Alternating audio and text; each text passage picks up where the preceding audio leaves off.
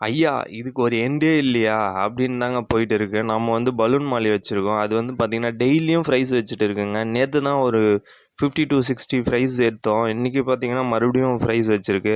இது என்ன தண்ணீன்னு பார்த்தீங்கன்னா, ஆல்ரெடி கண்டிஷனிங் பண்ண ஒரு தண்ணி தாங்க எடுத்துறோம். ஏன்னா, புது தண்ணி எடுத்தா வந்து நம்மளுடைய ஃபிஷ்ஷஸ்லாம் வந்து பயங்கரமா இறக்கறதுக்கு சான்ஸ் அதிகம். அதனால வந்து பழைய தண்ணியே எடுத்துட்டேன்.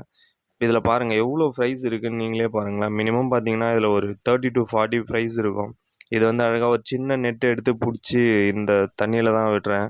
எவ்வளோ அழகா இருக்குன்னு நீங்களே பாருங்களேன். இங்க பாருங்க. மினிமம் பார்த்தா ஒரு 30 to 40 ஃப்ரைஸ் இருக்கும்.